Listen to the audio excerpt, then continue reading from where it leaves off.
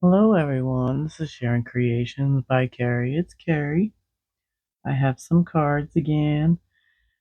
I spent the overnight hours playing in my craft room, decompressing and creating and playing. I did two that I learned some things about. This is mica powder. I watched Simon earlier, and he in essence did this. His looks way better than mine turned out. And I think what it is, I need to get better embossing ink. Because some places it worked really well. And you can get those little lines. But then the bulk of it just kind of looked messy. Even the butterfly looked like a blob. A little bit on the leaves right here, and these leaves came out pretty good, but the rest, not so much. I'm still learning how to use these powders. I did learn how to set it. So in essence, what you do is from the beginning is you ink your stamp with embossing ink. You stamp it on the paper, and then you're taking a tiny brush and you are circle filling in the spots. And you do that with all the colors that you choose. And you're trying to do it before the embossing ink dries. This is the big key. Excuse me. And then you're taking a stiffer brush and you're kind of like matting it into the embossing ink. You're like forcing it in so that it won't lift, that it'll go into the embossing ink. And then you take a soft brush and you brush away all the excess embossing powder. And then you do a spray of a mist of water, and that's what sets it. And it still comes off. He claimed it didn't come off. It still came off.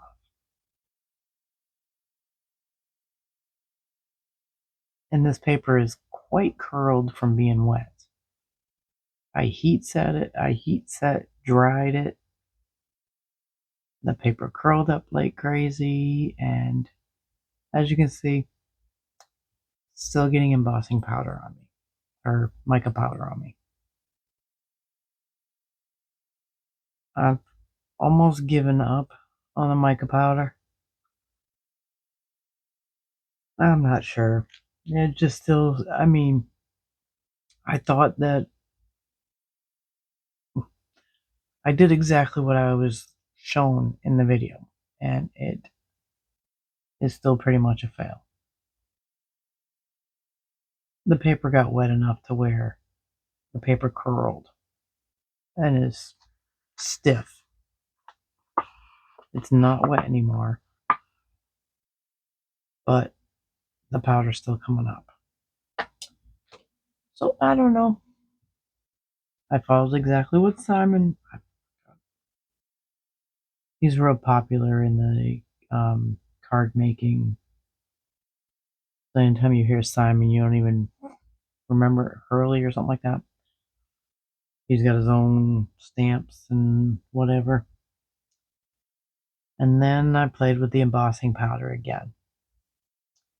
And I think I am learning what the problem is. One, if you get a dull area, I think it's twofold. One, heat held there too long. And two, your embossing ink probably sucks. Excuse me. That was quick to turn yellow brown. Barely yellow brown on the backside. I can see. I don't know if it's just because it's seeing through. But I heated this from the underside to try not to get a burn spot, and it still happened anyway. It didn't come out as well. I'm sorry, it's really early in the morning. I've been in my craft room for a long time. So I'm sorry about the yawning. It just seems like every time I get around to doing the video, I am super tired. So I play with my embossing folders again. This one I had done on the previous video, and it seemed like there was a lot of give and curvature happening with this embossing folder.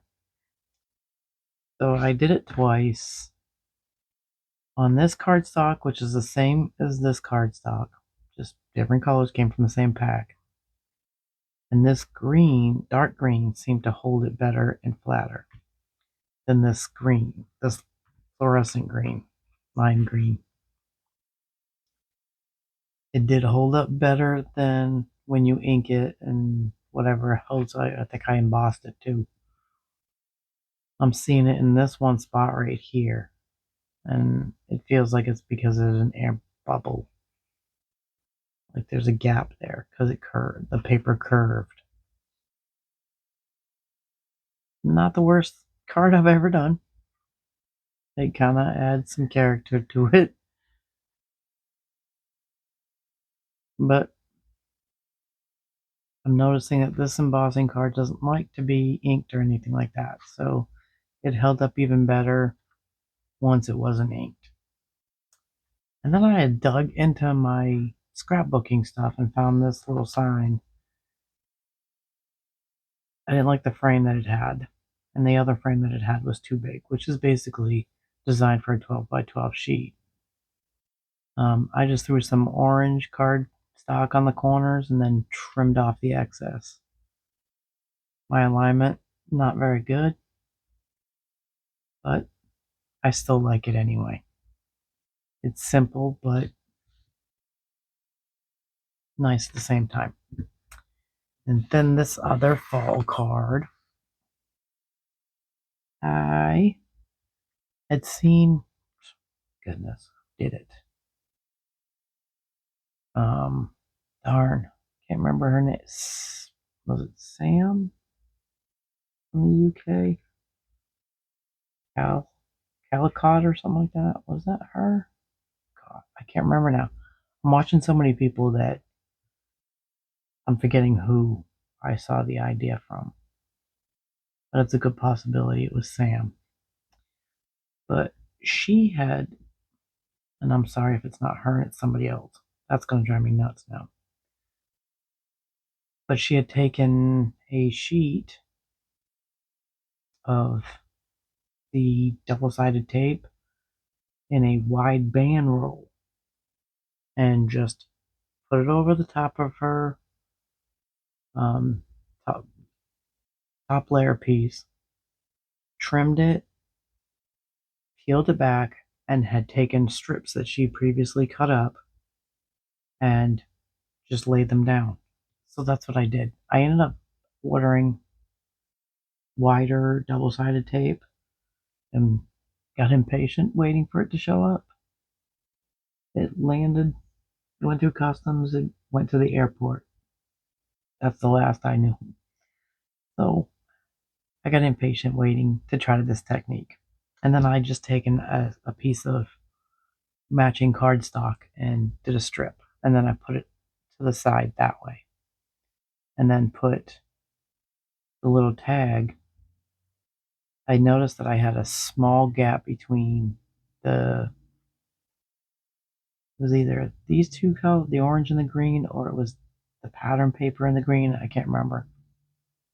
But I ended up with a little gap, and I didn't notice it until I was done. And once you stick it, it's stuck. So you don't have room for error unless you put glue on top of this double-sided tape. Goodness, a diesel truck just went by. Easy country truck. So putting glue on it would give you some time to readjust, that's for sure. But it's pretty simple. You just got to pay attention to what you're doing. And then I did the 3D tape to elevate it because everything was flat. So sorry. And I wanted to put it Hello Fall, but my little tag, it didn't fit on there. But I didn't want to do a bigger tag because I didn't want to cover up the stripes. So they're overhanging, so it adds a little bit of interest to it. Something a little different. Still playing with my embossing folders.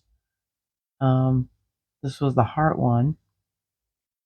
And so I went digging in my die cuts, my dies, and pulled this out, cut these out, and the white pearlescence paper. This is the red pearlescence paper with gold flecks.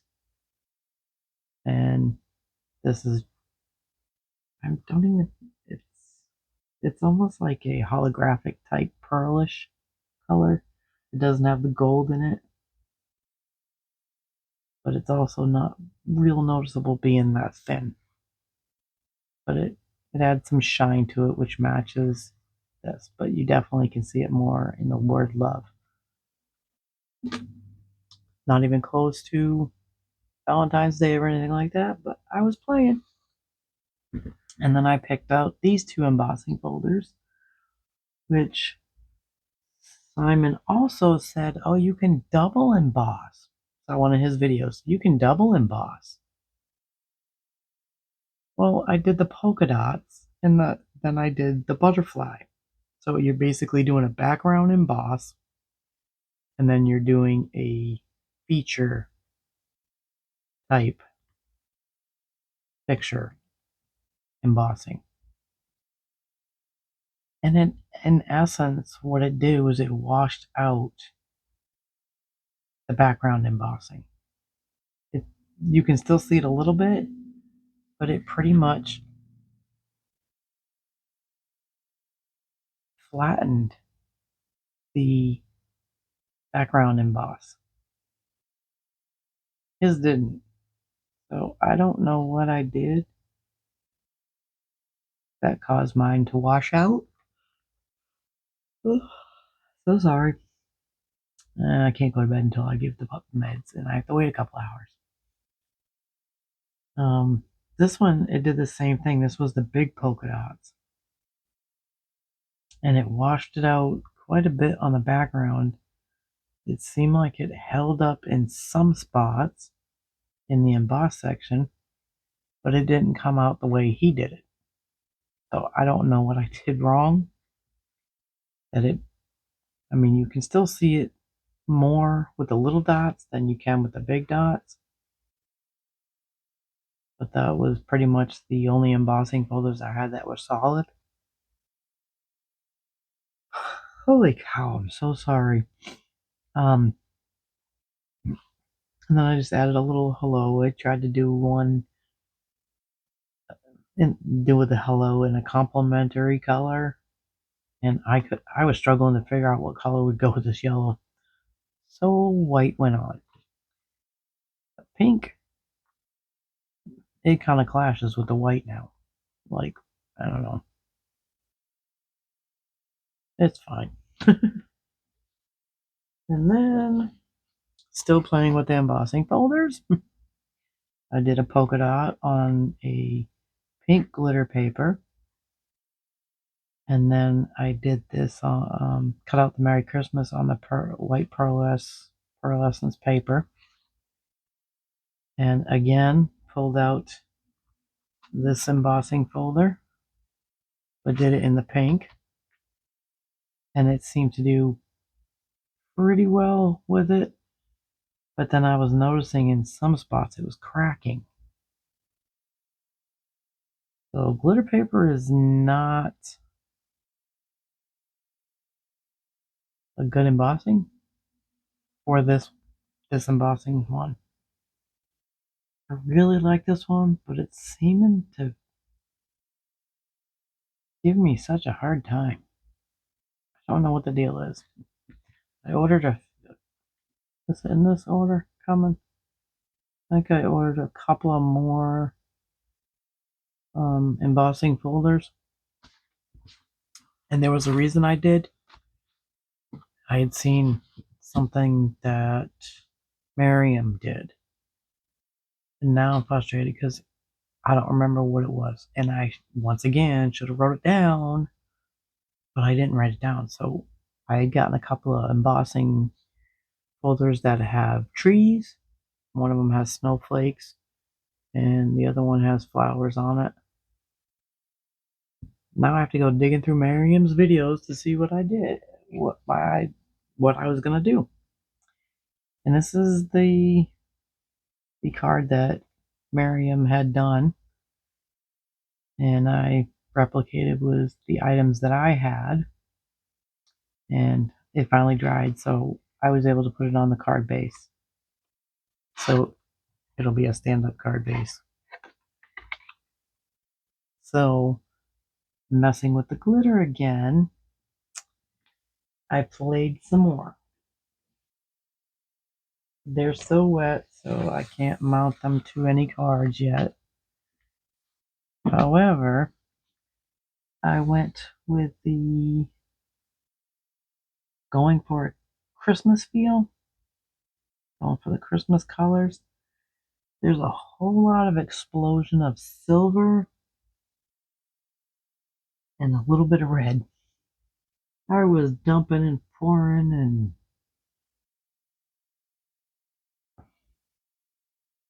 I think it's pretty cool.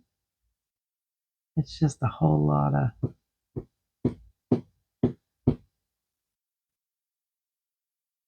silver.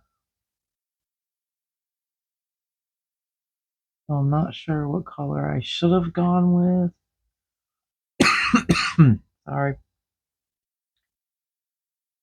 To maybe more red and less silver on the brush strokes that way.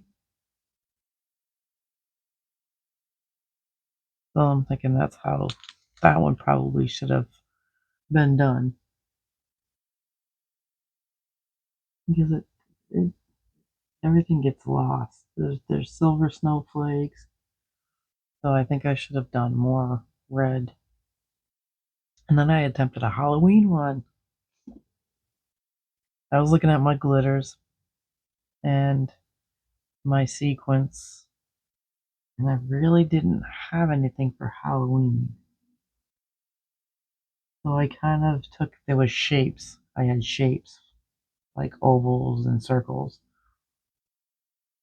And I thought, it really, I really don't have to do the dramatics like this one,